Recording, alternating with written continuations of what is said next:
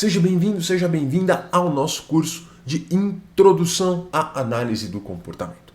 Esse curso é oferecido gratuitamente pelo Instituto Par aqui no YouTube. Aqui você vai aprender os princípios e os processos para poder dar os seus primeiros passos na análise do comportamento. Vamos ver todas as aulas que você vai ter nesse curso aqui. Essa aula é a de noção de comportamento e causalidade. Logo depois, noção de mundo e ser humano. Em seguida, comportamento respondente. Depois, introdução ao comportamento operante. Introdução ao controle de estímulos. Em seguida, operações motivadoras. Seguido por reforçamento negativo, reforçamento positivo. A nona aula é de extinção e intermitência. E por último, punição. Então vamos para a nossa aula. Noção de comportamento e de causalidade. Meu nome é Henrique, eu sou um dos professores aqui do Instituto Par e eu vou acompanhar você ao longo dessa jornada para a gente dar os primeiros passos na análise do comportamento. Então, vou começar com uma pergunta. Por que as pessoas se comportam? Esse é um tema que é amplamente discutido em todos os contextos que você provavelmente frequenta. Se você estiver conversando com um amigo, com uma amiga, sobre o porquê alguém falou alguma coisa, vai surgir uma série de explicações. Desde, a pessoa fez isso porque ela é de Libra. Ou, ela fez isso porque a mãe dela na infância fazia tal coisa.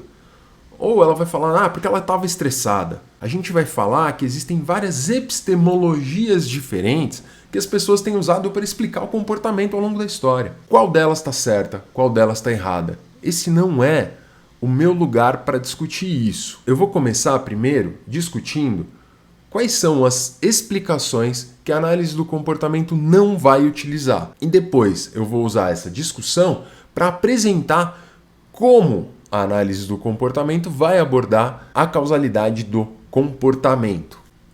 Todas as referências que eu usar vão estar disponíveis aqui embaixo na descrição do vídeo, tá bom? Além de algumas referências adicionais para você poder se aprofundar um pouco mais aí nos temas que a gente está abordando nesse curso introdutório. Skinner é o principal proponente da análise do comportamento. Olha essa frase do Skinner. Tendemos a dizer, muitas vezes de modo precipitado, que se uma coisa se segue à outra, aquela foi provavelmente causada por essa. O Skinner não está descartando que existe uma possibilidade de que uma causa seja algo que acontece imediatamente antes de um comportamento. Mas ele está falando, olha, às vezes a gente faz isso de maneira precipitada, sem a gente olhar com calma. Será que é isso mesmo? Será que existem outras possibilidades? Essa é uma característica marcante da proposta do Skinner, sempre tentando entender todas as relações históricas que estão envolvidas com a noção de comportamento. Essa é uma marca importante dessa abordagem. Então falar que algumas vezes a gente tende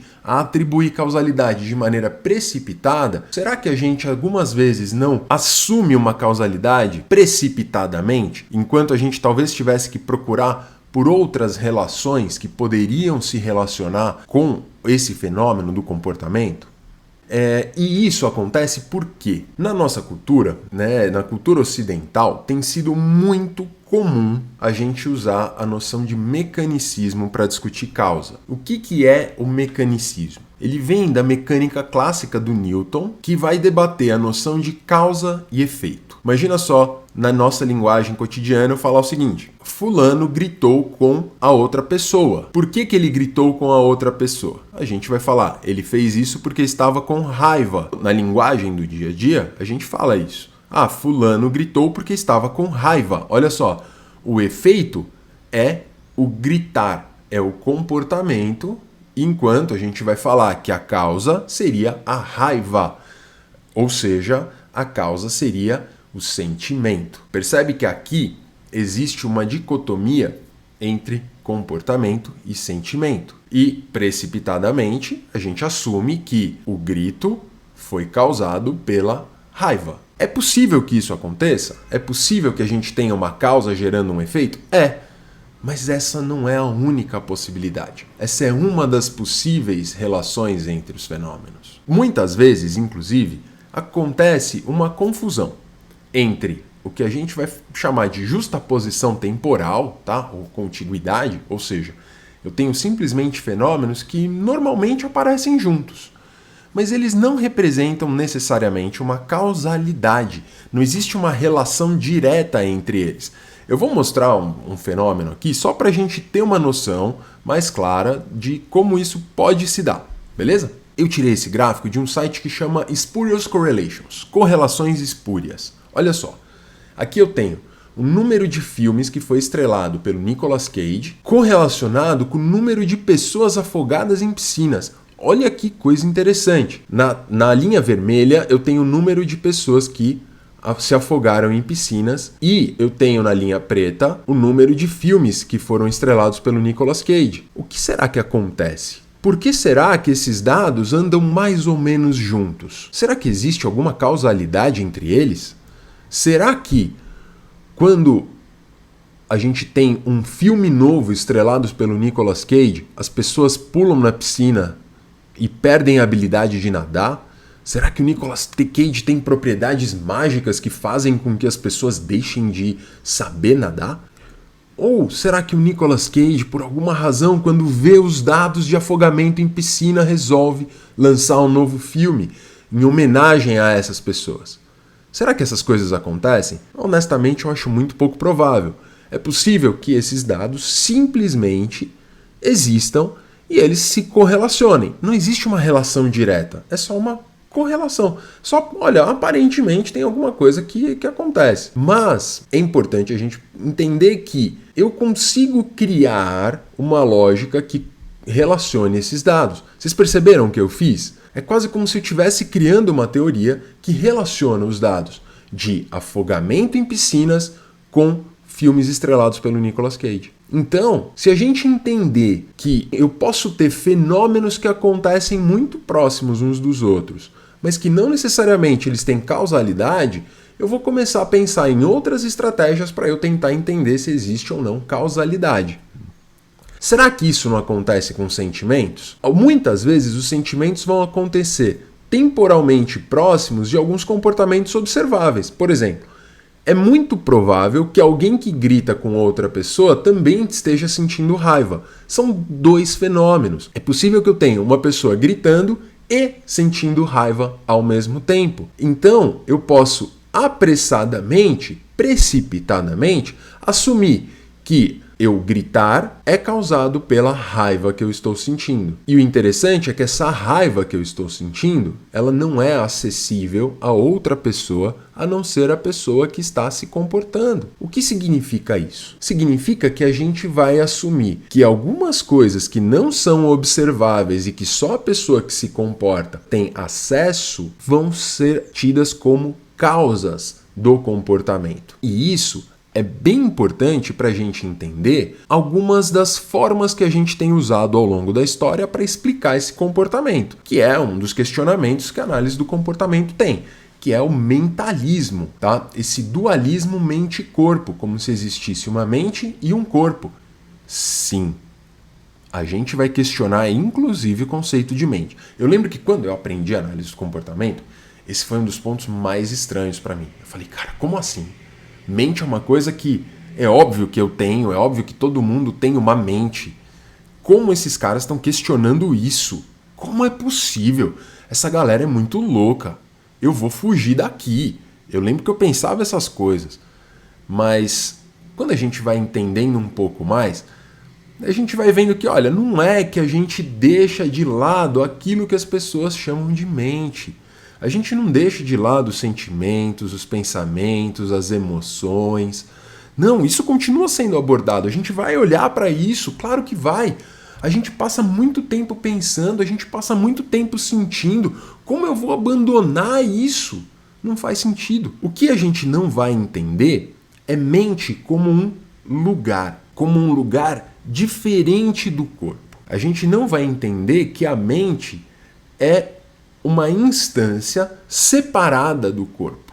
E a gente também não vai atribuir necessariamente causalidade às coisas que acontecem no nosso mundo privado. Muitas vezes as pessoas usam o termo mental para se referir ao mundo privado. Não tem problema nenhum a gente usar o termo mental para se referir a coisas que acontecem e que só a pessoa que está se comportando pode ter acesso. O problema para a gente é assumir a mente como um substantivo, um lugar onde estão as causas do nosso comportamento. Por quê? Nas teorias mentalistas, e a gente tem muitas teorias mentalistas que explicam o comportamento, a gente vai ter a mente causando o que acontece no corpo. Percebe? A gente tem aqui uma reprodução da lógica mecanicista do Newton, de maneira, do ponto de vista da análise do comportamento, do Skinner, precipitada. Tá? Então eu tenho a mente causando o comportamento que acontece no corpo, o comportamento observável. No entanto, eu tenho um outro fenômeno que também vai acontecendo.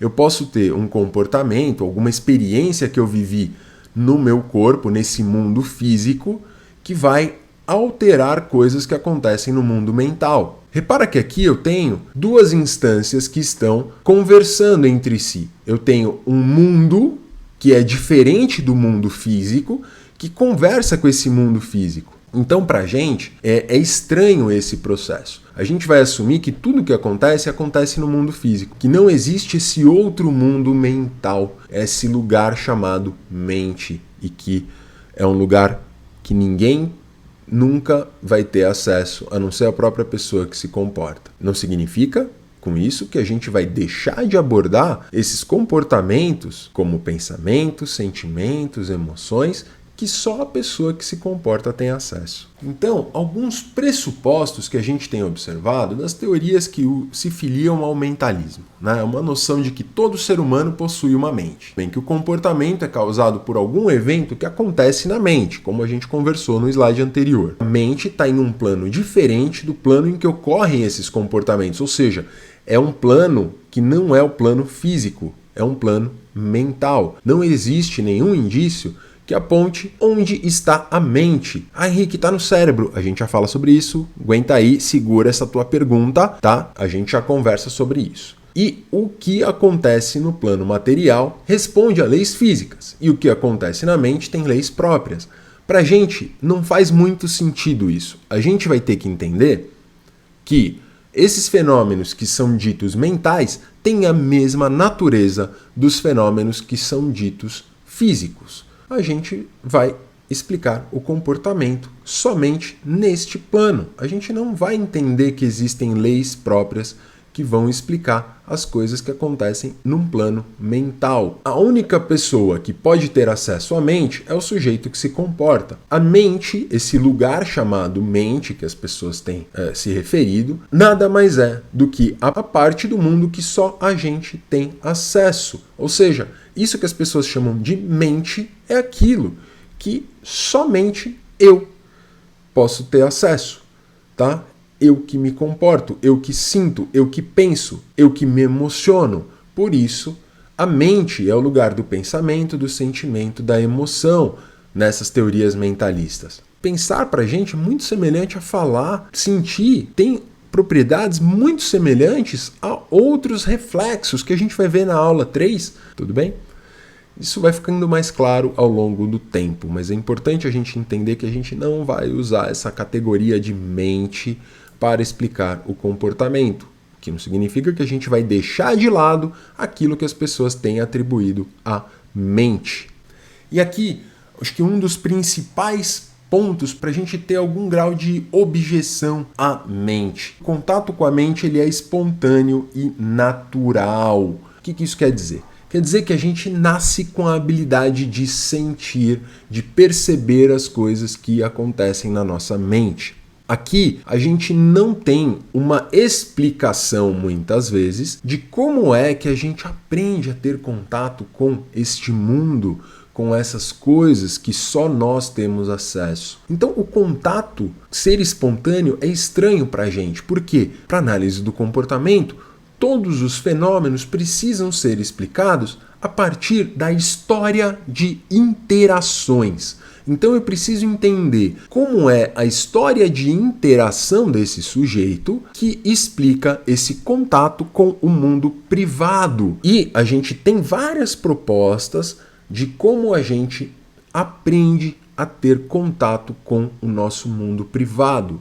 Então esse é um dos pontos que eu acho que diferencia a proposta analítico-comportamental de várias outras propostas. Algumas objeções ao mentalismo.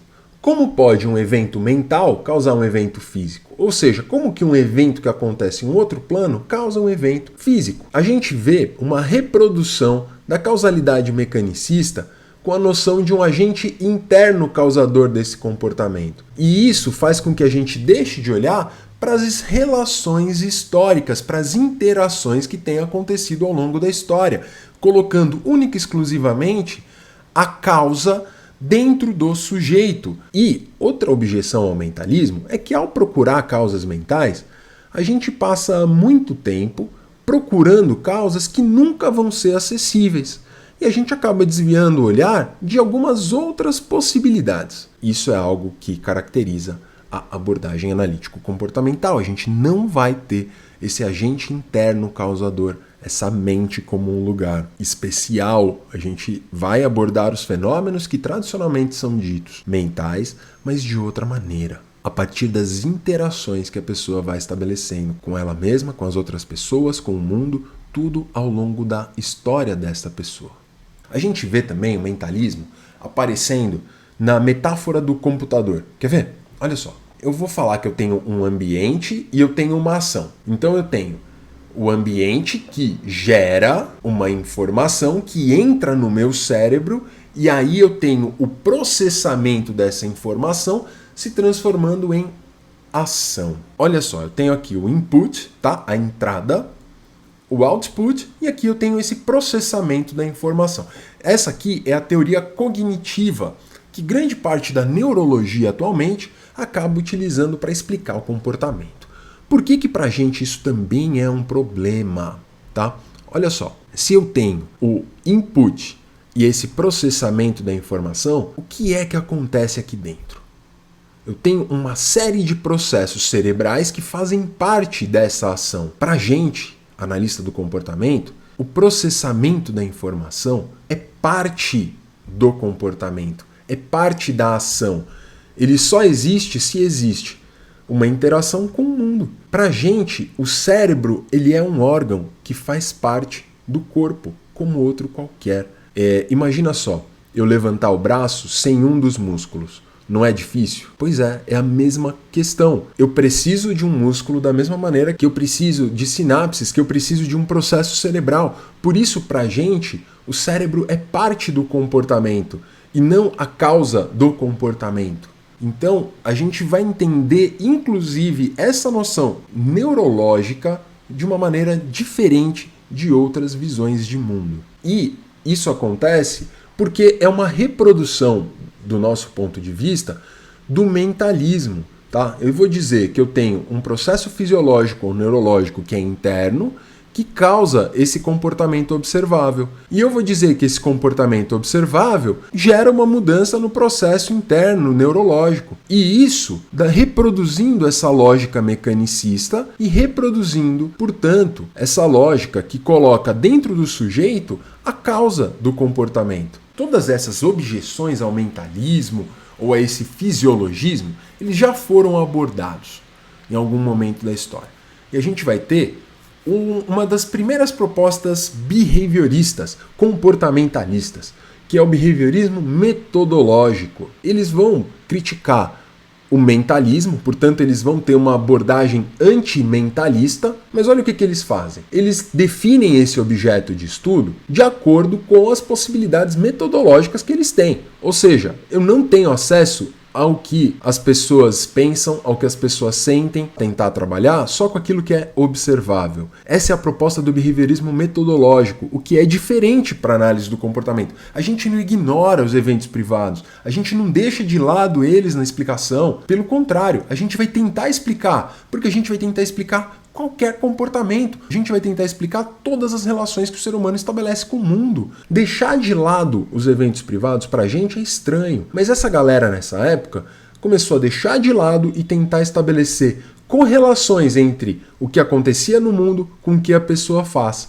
O behaviorismo metodológico vai ter a busca das causas no ambiente e não na relação que vai sendo estabelecida. Uma noção de causalidade mecanicista muito parecida com a noção de causalidade mecanicista que a gente viu no mentalismo, mas aqui a gente vai ter o ambiente causando o comportamento, a gente vai ter um dualismo ambiente-comportamento, porque elas não conseguem sair da noção mecanicista e estão sempre procurando uma única causa para o comportamento. E a gente, no behaviorismo radical, que eu vou discutir um pouquinho daqui a pouco, que é a filosofia que embasa a análise do comportamento, vamos entender que o ambiente e o comportamento estão em constante interação. Eu não vou entender que existe uma noção mecanicista, eu vou entender que existe uma multicausalidade. Existem múltiplos fatores que causam um comportamento, inclusive a própria noção de comportamento para a gente é diferente do que é para as teorias mentalistas e para o behaviorismo metodológico. As pessoas assumem que comportamento é só aquilo que é observável. E para nós behavioristas radicais, analistas do comportamento, isso não é assim. Então aqui eu vou ter uma noção de que o ambiente causa o comportamento. Repara que aqui eu tenho um peso maior para as coisas que acontecem no mundo. Quase como se o ser humano fosse uma esponja que está absorvendo algumas experiências. Enquanto eu tenho o ambiente gerando todos os estímulos, tudo aquilo que vai causar um comportamento específico. Eu tenho aqui uma hierarquia maior para o ambiente do que para o ser humano. O ser humano aqui ele é diminuído. Diferente do mentalismo em que o ser humano ele é maximizado. Eu tenho lá o ser humano como algo maior, como algo que é superior ao ambiente. Você vai ter um peso maior para o que acontece dentro do sujeito. E aqui eu vou ter um peso maior para o que acontece fora do sujeito. E nenhuma das duas coisas faz muito sentido para a gente. A gente acredita em uma noção mais horizontal de causalidade. A gente acredita em uma noção que eu não tenho o ambiente tendo primazia na explicação do comportamento e nem o ser humano tendo uma primazia. A gente acredita que tudo acontece numa interação, em uma interação que não tem uma hierarquia do ponto de vista da explicação. Eu não vou atribuir uma hierarquia maior para o ambiente do que para o comportamento e vice-versa. Então, o dualismo ambiente-comportamento, ele acontece da seguinte maneira. Ele vai entender que o ambiente e o comportamento são instâncias independentes, tá? E vai entender que o comportamento humano é uma função de influências ambientais e que normalmente é dado um peso maior ao papel do ambiente sobre o comportamento. E a subjetividade nesse sentido, ela é ignorada ou somente parcialmente explicada. Assim, a autonomia do ser humano é impossível. E as pessoas muitas vezes, quando a gente fala em análise do comportamento, acreditam que é isso que está acontecendo. E a gente não olha para o ser humano dessa maneira, a gente não olha para o comportamento dessa maneira. A gente tem uma noção behaviorista radical. O termo behaviorismo radical, ele se refere à busca contínua pela raiz de cada comportamento. O que isso quer dizer?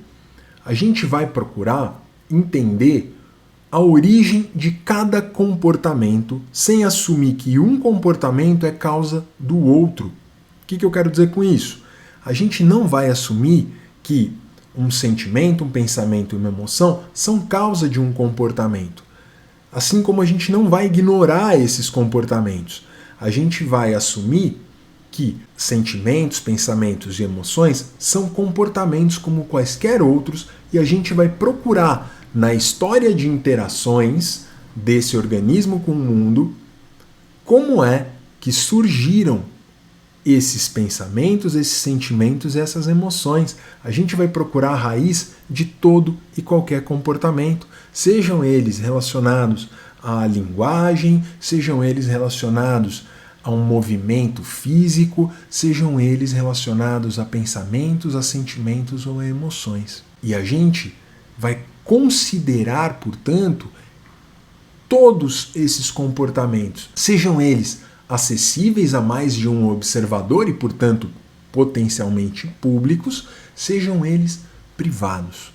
É isso que quer dizer behaviorismo radical. A gente rompe com o dualismo mente-corpo, assim como a gente rompe com o dualismo comportamento e ambiente. Como se dá essa ruptura? Primeiro, a gente vai assumir que o mundo é composto apenas por fenômenos naturais que ocupam lugar no espaço e no tempo. A gente não vai assumir que existem esses fenômenos mentais que estão em um outro plano.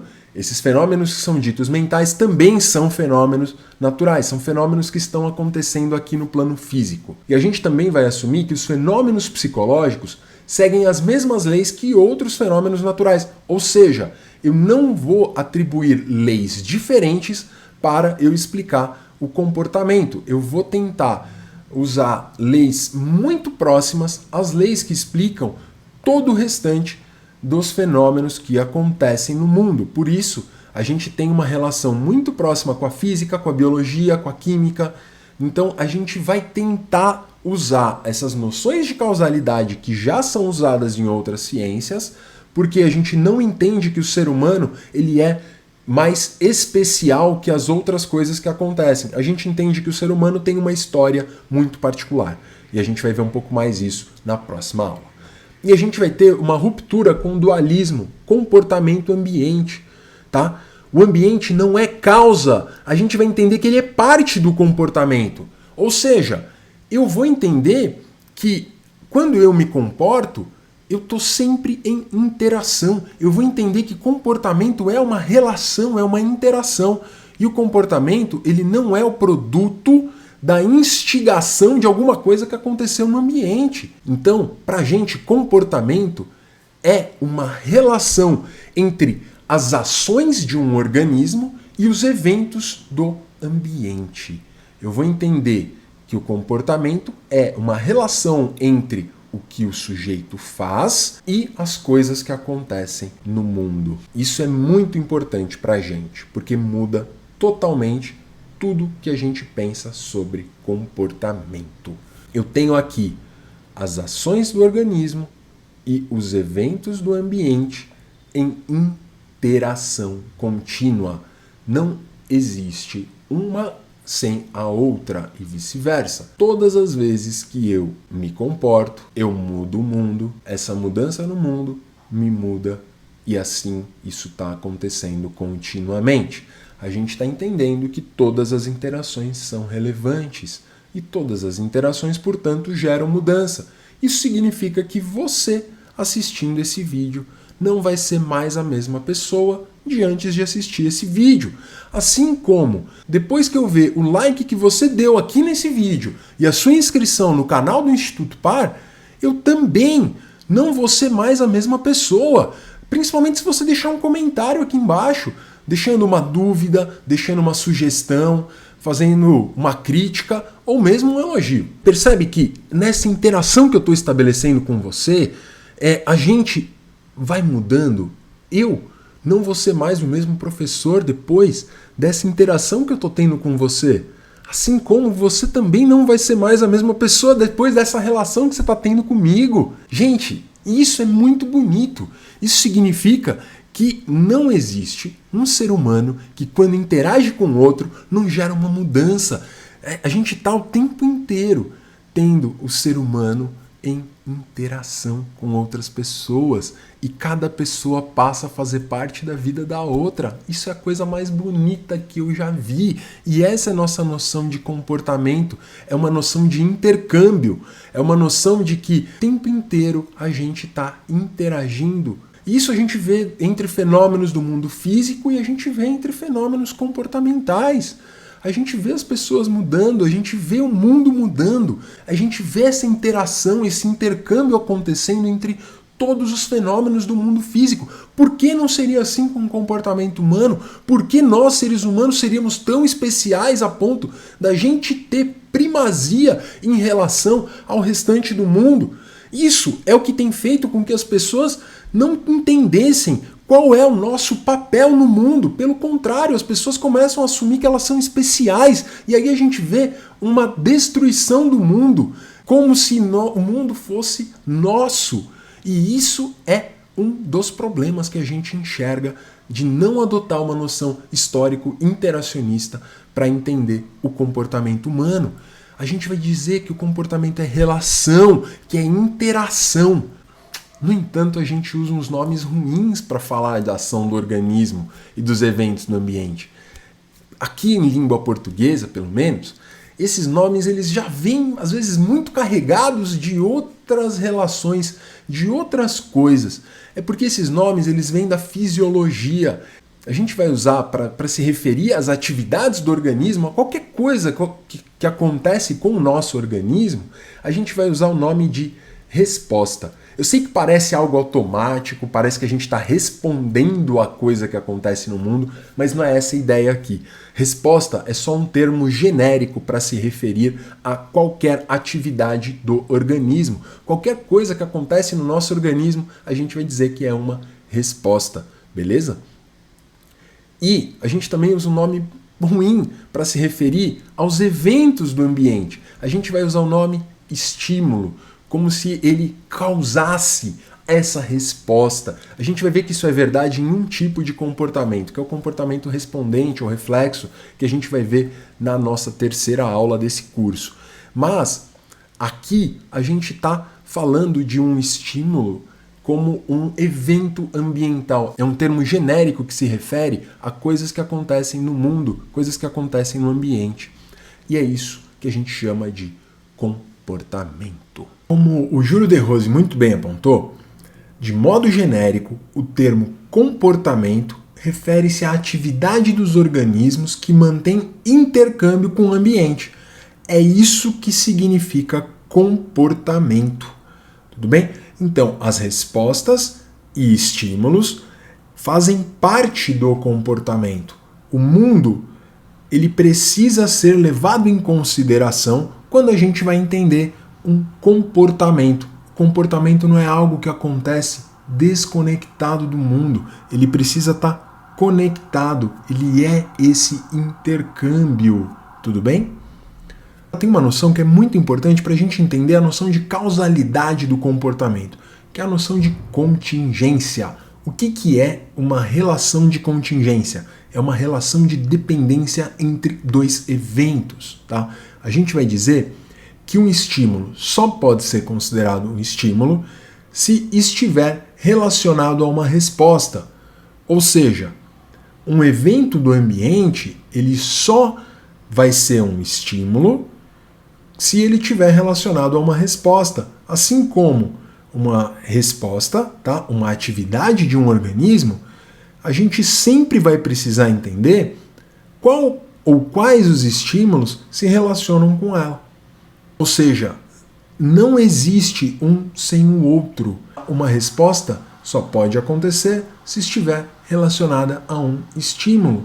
E um estímulo só pode ser considerado um estímulo se estiver relacionado a uma resposta. Olha só o que a Daisy das Graças de Souza vai falar pra gente. Embora o termo contingência possa ser encontrado nos dicionários com diferentes significados, esse termo é empregado na análise do comportamento como termo técnico para enfatizar como a probabilidade de um evento pode ser afetada ou causada por outros eventos. Ou seja, o termo contingência é necessário para a gente entender como acontece a causalidade entre dois eventos, que não é só uma justaposição temporal que se relacione com um evento no mundo, um estímulo, e uma resposta. A gente precisa entender que a alteração em um estímulo precisa produzir uma alteração na probabilidade de uma resposta, assim como a alteração em uma resposta precisa alterar a probabilidade de um estímulo. Como assim? Uma resposta altera um estímulo, mas a resposta não vem antes do estímulo, Henrique? Que história é essa? A gente vai ver isso daqui a pouco, quando a gente for discutir que existem estímulos antecedentes e estímulos consequentes. Mas antes, vamos dar uma olhada no que pode ser um estímulo e o que pode ser uma resposta. Essa relação ela é mais complexa do que parece. A gente vai dizer que essa relação entre respostas e estímulos não tem a ver com a acessibilidade que a gente tem. Ou seja, eu posso ter respostas que são potencialmente públicas, mas eu posso ter respostas que são potencialmente privadas. Só eu vou ter acesso a essa resposta. Então só eu potencialmente tenho acesso a isso. Então respostas que são potencialmente públicas. Falar. em voz alta. Tudo bem? Isso é uma resposta potencialmente pública. Levantar o braço, andar, são respostas potencialmente públicas. Agora, respostas potencialmente privadas. Pensar. Ah, Henrique, se eu falar o que eu pensei? Opa, você está falando aquilo que você pensou. Repara, você acabou de responder. Falar é potencialmente público, mas pensar é potencialmente privado. Algumas partes de sentimentos também são potencialmente privadas, assim como algumas partes das emoções. E a mesma coisa acontece com o estímulo. Eu tenho, inclusive, um ambiente que é interno ao organismo. Como assim, Henrique? Pô, pensa só, uma dor de barriga. Imagina que eu falo para você, eu estou com dor de barriga. Esse é um ambiente interno do meu organismo. Eu tenho uma resposta que é potencialmente pública, que se relaciona com uma parte do mundo que só eu tenho acesso, que é alguma coisa que está acontecendo no meu organismo. Tudo bem? Eu tenho uma série de coisas que podem ser ambiente interno ao organismo, desde alterações fisiológicas que estão acontecendo até imagens mentais. Tudo bem? Então, imagem de alguma coisa também pode ser um ambiente interno, mas guarda isso porque isso aí é análise do comportamento 2.0. Em vários cursos do Instituto Para, a gente vai poder debater um pouco mais como que essas imagens mentais elas passam a fazer parte da relação comportamental, tá? E a gente vai ter esse ambiente externo ao organismo, que aí a gente está pensando em qualquer coisa que está acontecendo fora do teu organismo. Eu aqui, por exemplo, faço parte do ambiente externo do teu organismo. Se você estiver lembrando das coisas que eu falei e se comportar em relação às coisas que você lembrou, aquilo faz parte do ambiente interno do teu organismo. Ah, mas isso não é resposta? Sim, o ambiente interno ele é difícil porque muitas vezes essa relação de resposta e estímulo ela se intercambia. Por isso que eu falei que a análise do comportamento 2.0 e aí mais para frente, com mais bagagem, vocês vão poder debater um pouco melhor como acontece essa relação. Beleza? Aqui é só para vocês terem uma noção de que a gente vai lidar com tudo isso que historicamente as pessoas têm chamado de privacidade.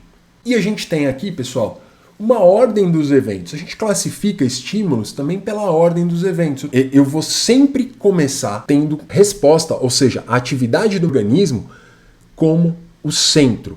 E aí, no que acontece antes e no que acontece depois. Então eu vou dizer que eu tenho um estímulo antecedente e que eu tenho um estímulo consequente e que eles acontecem em uma linha do tempo, certo? Então eu tenho um estímulo antecedente, uma resposta e um estímulo consequente. E eu tenho essa sequência de eventos. É um recorte que a gente faz para a gente conseguir analisar um pouco melhor o comportamento. E isso se dá nos diferentes tipos de relações comportamentais. Se eu tenho um estímulo antecedente causando uma resposta, por exemplo, um som abrupto causando uma aceleração no batimento cardíaco. Repara que o estímulo consequente ele não vai entrar aqui como uma parte importante para eu explicar nesse meu recorte comportamental. Isso a gente vai ver melhor na aula 3, que é a aula de reflexos, ou comportamento respondente, que é como a gente chama esse tipo específico de relação comportamental. E a gente só tem 2 tipos de relações comportamentais. A gente só tem 2 tipos de comportamento que acontecem. A gente tem esse comportamento respondente, que é esse reflexo, tá? E a gente vai entender um pouco melhor ele na aula 3. E a gente tem um outro tipo de comportamento, que é um comportamento mais interessante para a gente em vários sentidos, ainda que o reflexo seja super importante, mas a gente vai entender aqui esse comportamento a partir de outra perspectiva. A gente vai entender que eu tenho uma ação que gera uma mudança no mundo. Eu estou entendendo que a mudança no mundo é significativa para o sujeito. Eu estou entendendo que a relação que o sujeito estabeleceu com o mundo, como ele mudou esse mundo, isso é importante para esse sujeito. Por quê? Porque esse sujeito, agora, a resposta emitida por esse sujeito, a ação desse sujeito gera uma mudança no mundo. Essa mudança no mundo, ela vai alterar a probabilidade dessa ação desse sujeito acontecer em um contexto semelhante, tá? Que é o que a gente vai chamar do estímulo antecedente. A gente vai dizer que eu tenho uma alteração na probabilidade dessa resposta. Probabilidade é o termo central para a gente entender comportamento em uma perspectiva analítico-comportamental. A gente vai falar muito mais sobre probabilidade nas próximas aulas, principalmente quando a gente for discutir este tipo de comportamento, que é o comportamento operante. é o comportamento que opera sobre o mundo. É o comportamento que, quando gera uma mudança no mundo, ela muda o sujeito. Esse é o comportamento que, quando o sujeito faz alguma coisa, ele muda esse mundo e essa mudança no mundo altera a probabilidade daquela resposta acontecer, altera a probabilidade daquela ação ocorrer novamente no futuro. Tudo bem? Então, o comportamento operante, ele fala de uma maneira linda sobre a transformação do mundo e como o sujeito se transforma na medida em que ele interage com o mundo. Gente, foi um prazer ter dado essa primeira aula. A gente se vê na próxima aula, que é sobre noção de ser humano e de mundo. Um grande abraço. Tchau, tchau.